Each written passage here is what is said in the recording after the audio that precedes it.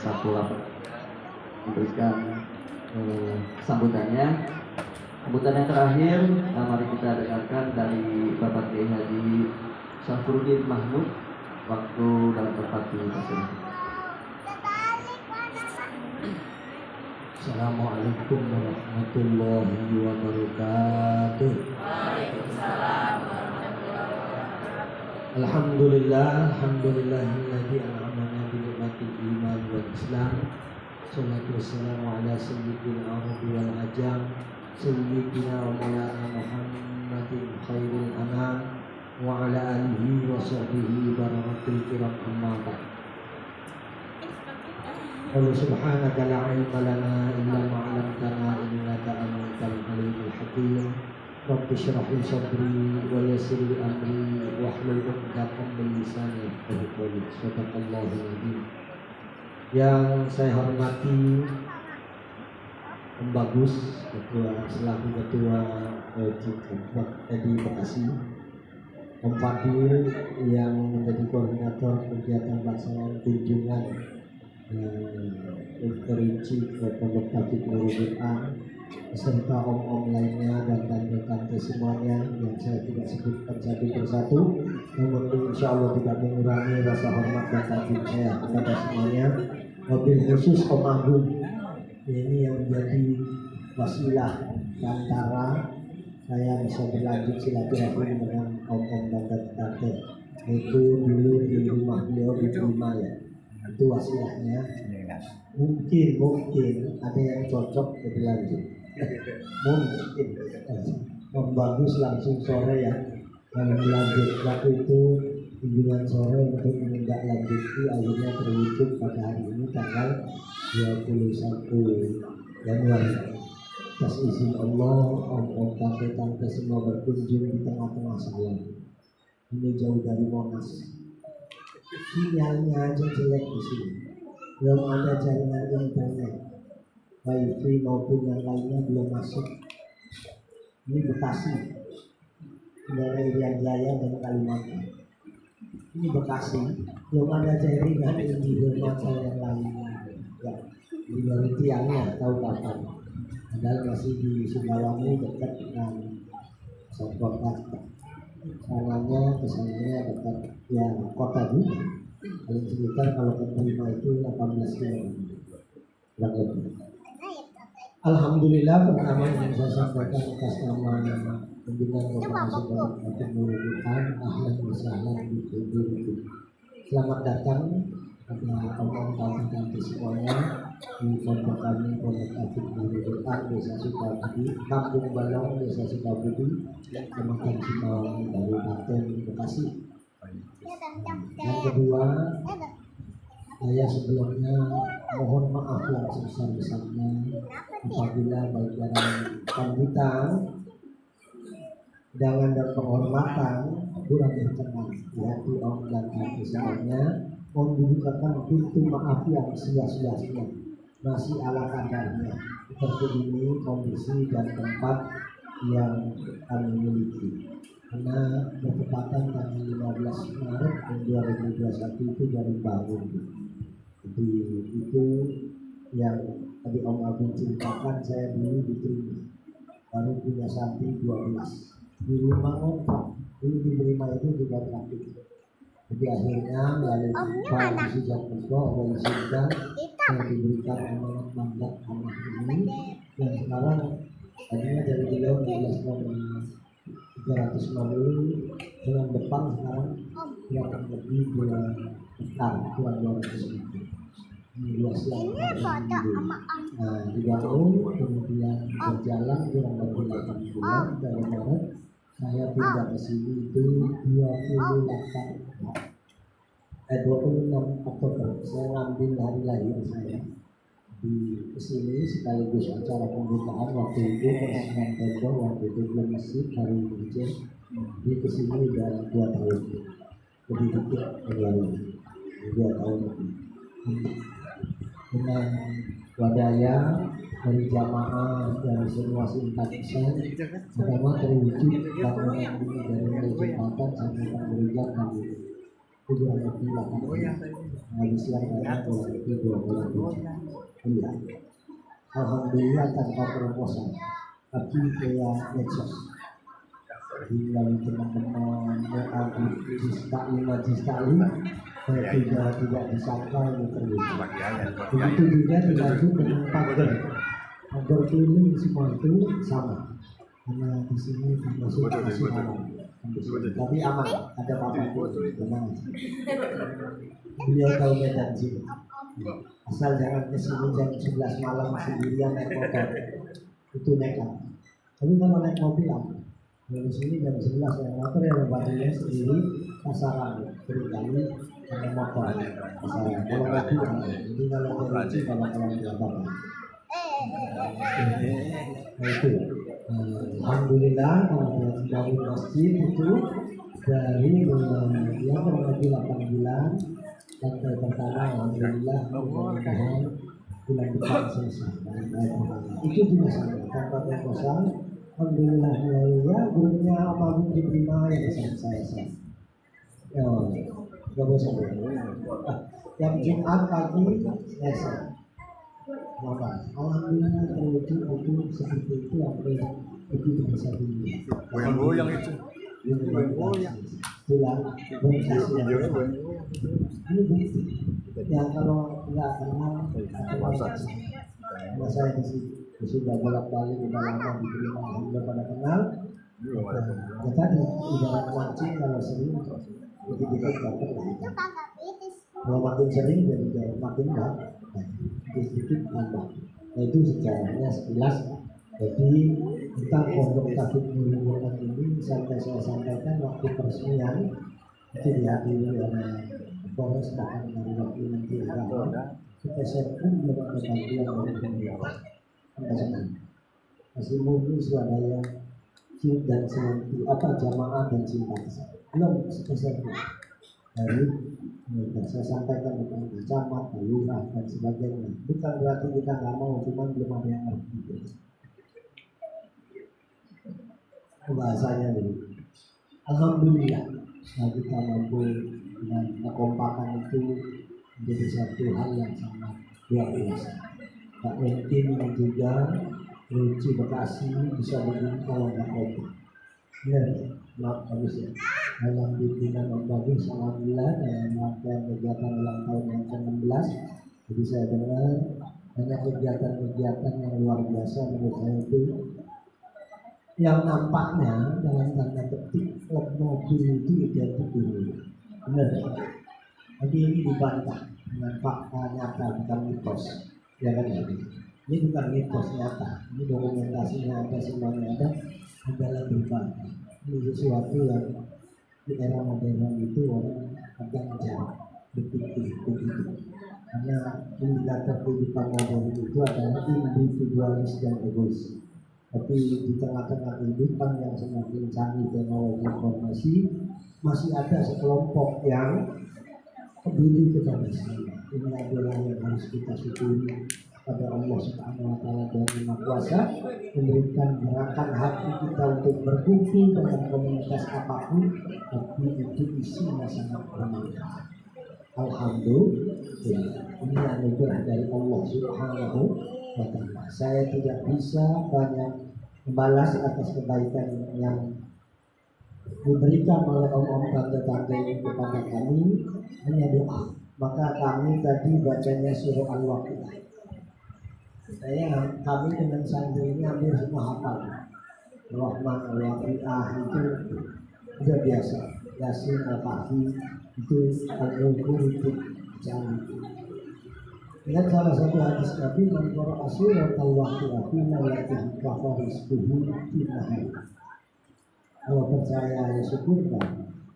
Tapi saya yakin itulah modal saya membangun ini semua berkah dari yang santri-santri dengan waktu kami Yasin rutin pagi sore Nabi dan tambah umur rutin. Orang siapa yang suka membaca Al-Waqiah malam hari, mau maghrib, mau isya, malam harinya baca, maka insya Allah siang harinya nggak bakalan kelaparan, nggak bakalan kekurangan. nggak bakalan kesulitan untuk kebutuhan itu harus ya. Dan ini adalah amalan yang seluruh pesantren Indonesia yang dipahami sunnah jamaah yakin yang malam para ulama itu dari diwasiati sama saya pokoknya jangan lepas laki-laki tiap hari di gereja. Mau jadi murid, hati-hati murid. Bukan hanya bacaan ada cara ini, nah ini. Dan alhamdulillah, ya seperti itu melakukan jadi secara rasanya bangun masjid saya kabinati bagaimana artinya yang menjamin dana saya untuk masjid enggak. Tapi akhir tiap bulan itu saya mengeluarkan anggaran untuk kita itu 44 juta kalau masih ya tiap bulan. Nah inilah mudah-mudahan bacaan waqiah tadi itu menjadi salah satu wasilah yaitu untuk om-om tante-tante yang di sini tadi telah ada niat baik dan berbuat baik di sini dibalas oleh Allah dengan sebaik-baik balasan. Mana kosoma yu'abdin min sodaqah. Tidak ada orang miskin berkurang hartanya karena sedekah. Itu hadis sahih. Tidak ada orang sejarahnya karena sedekah menjadi miskin. Malam saya sambutan di acara tasakur yang wafat ta'ala Dr. Asli Karwal sekali saya sampaikan saat dunia krisis, saat dunia kesulitan ekonomi, saat semua dalam kondisi lumpuh, yaitu tahun 2021-2023 benar ya? Iya, itu sulitnya luar biasa. Ekonomi yang susah, semua banyak yang PHK, banyak yang tutup. Justru saya bilang Yusuf itu melalui pondok ini dia wakafkan tanah di tanah saya untuk pondok ini kurang lebih ada 19,5 miliar. Sampai saya tanya, sanggup benar berarti benar. Ini sekarang perusahaannya yang dia akan tidak itu. Ini bukti janji Allah dan Rasulnya pasti bahwa kita bersedekah tidak berkurang. Apa yang dibawa oleh Bapak Ibu tante semuanya ini bisa mengenal semuanya itu mudah-mudahan dibalas oleh Allah lipat. Lihat satu hadis sahih lagi. Jadi jangan pernah kita minder bersedekah. Walaupun sedikit apalagi banyak. Dakhalatin ra'atul jannah itu disyurutin. Ada orang masuk surga hanya karena memberi air minum sama anjing harus dulu. Ini hadisnya soal semua kita. Ada orang masuk di sebab melihat anjing itu harus di sini. Waktu itu dia mau minum air, kebutuhan air anjing itu sampai dalam salah hadis itu dijelaskan lidahnya keluar sampai anjing. Anjing itu gak ada harusnya lidah itu gak ada. Itu harus. Orang itu kemudian tidak tega melihat anjing itu karena kehausan, walaupun dinginnya haus, maka melalui sepatu kulitnya dia masukkan air, kemudian dia tuangkan. Ini menjanji. Hanya sebab air ini rahmat Allah. Rahmat Allah. Ya. Sering saya katakan. Masih kalau di acara di prima ya mampu sering saya katakan sampai lagi orang yang habis baca Quran, orang yang habis sholat, habis orang di doa dikasih makan, benar nggak? Dikasih, masya Allah, ya pasti pahalanya lebih gede ngasih orang yang itu daripada anjing, benar nggak? Ya kan ya? Bapak kasih, kasih. Ibaratnya tenaganya gizinya jadi untuk apa? Anjing yang nggak pernah baca Quran aja menjadi wasilah sebabnya anjing itu kalau ngomong terima kasih, cuma nggak ngomong aja terima kasih, semua orang yang harus itu dikasih luar. Itu menyebabkan besok kata Nabi masuk. Diperkuat oleh hadis sahih lagi, ya Aisyah ittaqin naro walau bisyakki tamrah. Hal indaki syai'un ya Aisyah? laisa indi syai'un illa tamrata. Awal hadis. Aisyah, kata Rasulullah, seorang kekasih Allah, orang yang paling dicintai oleh Allah yang Maha Kuasa, mencintai hamba yang paling dicintai itu Rasul oleh Allah. Nanya sama istrinya tuh, Aisyah, punya apa di rumah?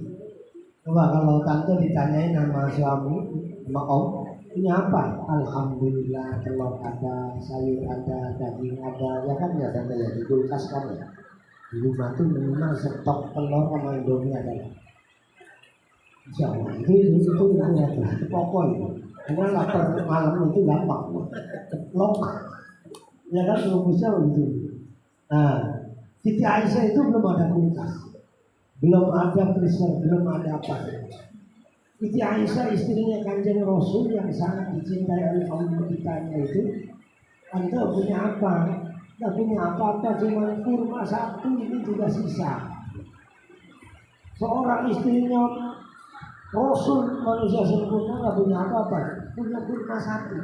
Beras nggak ada, apalagi rambutan atau buah-buahan nggak ada. Udah kata Rasul, ittaqin nar walau bisyaqi tamr. Aisyah,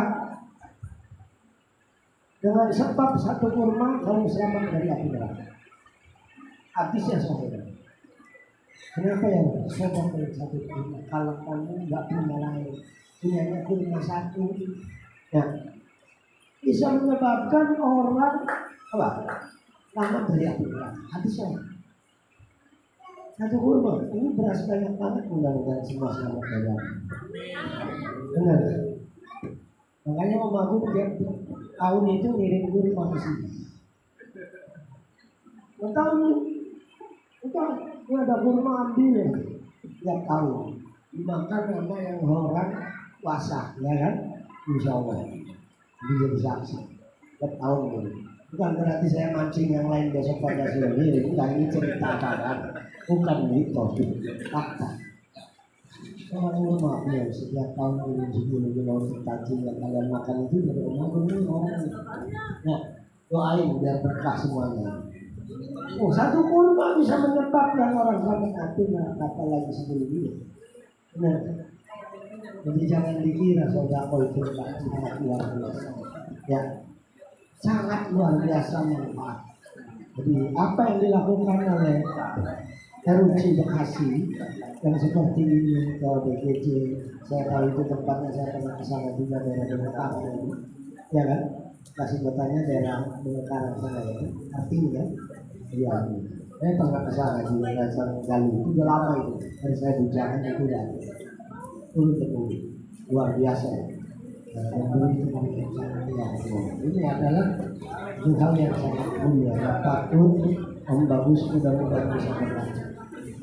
Karena apa yang diberikan oleh Allah kepada kita itu salah satu untuk besok dan itu kita bagi ke orang lain. Itu adalah sesuatu yang luar biasa. Insya Allah mudah-mudahan semua Om Tante panjang umur, sehat walafiat, diluaskan rezekinya, dimudahkan urusannya, ya terus anak-anaknya, keluarganya semuanya bahagia. Sakinah mawaddah. Itu yang intinya yang mudah-mudahan kita kami dari sini bisa bantu doa, tidak bisa membalas apa-apa. Kemarin saya tanya Fatin, apa yang kami perlu siapkan? Gak usah, semuanya kami backup. Alhamdulillah. Ini lambat ya. Benar ini nasi goknya udah apa, nasi udah disiapkan. Benar kan? Jadi santri jangan takut. Ya, tenang aja. Telat dikit. Biasanya jam 11 sudah makan. Jadi di sini makannya anak-anak itu diatur. Pertama jam 7 sarapan. Habis dari subuh baru turun jam 7 langsung sarapan. Ya kan? Tapi nggak langsung sarapan, bersih dulu. Makanya tadi ada ibu-ibu bilang, ini bukan kalau menyambut ibu, tante sama om.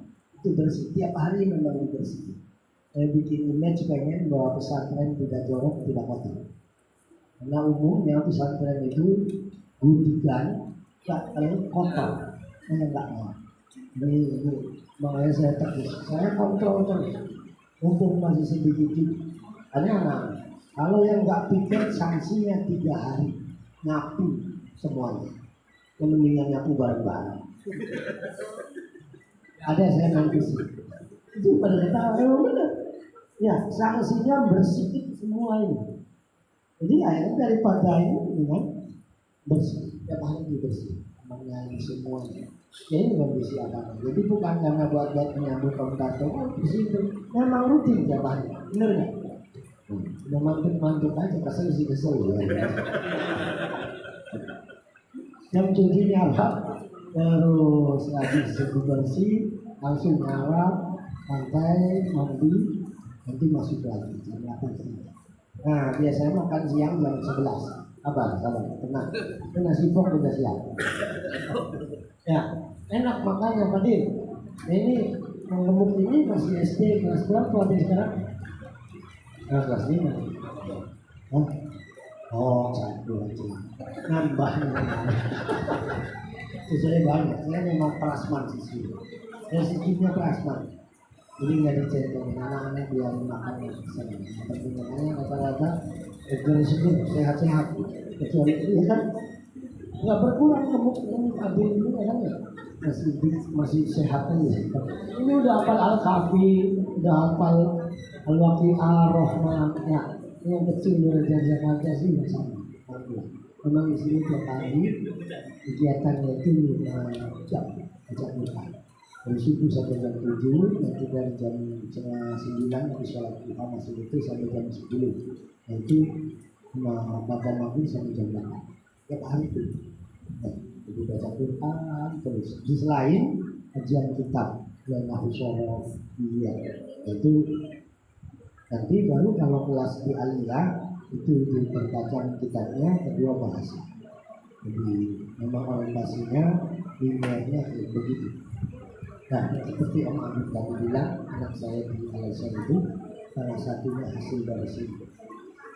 Dan alhamdulillah tidak kalah dengan pesantren terbesar di Indonesia yang jumlah totalnya 285 anak-anak saya itu yang berangkat ke Al-Azhar. Sebenarnya ribuan, tapi yang beasiswa itu dari masing-masing lembaga, Kemenak 20, NU 30, Rektor 80, Muhammadiyah 40, terus Al-Ikhlas Bone itu itu 30, terus Kedubes itu 50. Itu totalnya kurang lebih sekitar itu. Yang terbaik bukan saya ngomong berkah Quran itu ada saya. Alhamdulillah. Jadi walaupun pondoknya masih kayak gini, makanya itu pembimbingnya sampai sekarang penasaran. Quran itu di mana? Emang ada, dulu kan terima alamat. Emang terima ada pondok. Tapi kata mama dulu serius. Waktu tes awalnya itu masih tinggal di. Nah itu jadi saya sering bilang sama saya untuk memotivasi kalian tinggal di sawah boleh. Tapi apa pemikirannya Mas? Saya bilang gitu. Kamu tinggal di pondok yang jauh kemana-mana, tapi pemikirannya saya bilang gitu. Jangan takut bersaing, yang penting serius belajar. Ini juga tahun ini saya diminta dapat fasilitas 2 ONG gratis asal 10 juz. Tapi anak-anak saya belum mampu masalah. Jadi ada aja tiap tahun baik dari luar negeri maupun ini alhamdulillah dengan jaringan saya itu lulusan ini. Karena mereka sekolah formal, cuma nggak tiap hari sekolah. Hanya ujiannya dikirim dari ini kebijakan. Enak saya bilang. Tiap hari nggak sekolah dapat ijazah formal. Bukan pakai formal. Jadi setiap yang masuk ke sini itu langsung saya daftarin secara resmi dengan sekolah formal, tapi tidak sekolah. Hanya yang penting hafal Quran. Itu aja. Memang hafal Quran dan kitab. Itu aja. Kegiatannya yang saya sampaikan seperti itu. Di sini 70% itu takfir, 30% itu adalah kitab. Itu di kelas 3 baru pendalaman bahasa Arab bahasa Inggris saya kirim ke Jawa Timur. Ini ada 2 yang saya kirim ke Pare, sama habis Pare selesai baru ke Lamongan bahasa Arab. Jadi itu karena bahasa nggak perlu lama, yang penting serius dan setiap hari tidak. Untuk syarat aja kalau misalnya ke Al-Azhar mau ke Maroko maupun ke Madinah, kalau tidak bahasa Arabnya sudah ada. Itu aja, bahasa Inggrisnya sudah bisa. Karena kalau sudah yang paling sulit itu tahfidz, paling sulit. Kalau IPP itu 25 juz, kalau sekarang itu ITS itu 20 juz, kalau UNJ 10 juz, kalau Unisula itu 15 juz. Masing-masing kampus punya persyaratan jumlah juz. Saya sering bilang, kalian punya minimal 10 juz hafal itu UNJ. Kalau 15 juz ini, kalau ini ya itu seperti itu. Untuk bekal mereka secara formal. Jadi memang saya bekali bukan hanya ini tapi ijazah formalnya juga kita siapkan. Kembali bahwa kita alhamdulillah dapat bersilaturahim yang mudah-mudahan sesuai dengan Mbak tadi yang aroda ini sa'arisku wa ini saat umruhu dan nasibah. Dua hal kehidupan manusia itu punya cita-cita, hampir semua orang hidup dengan panjang hidup. Benar kan? Orang 90 tahun ulang tahun doanya. Benar. Coba kalau kita tahu doanya apa? Panjang umur, benar. Coba iseng-iseng. Kita ngadiri 90 tahun pendek umur. Suruh pulang, benar. Paling takut sedunia manusia itu mati. Makanya kalau ada urusan mau mati biaya berapapun walaupun hutang dijual, benar itu dah.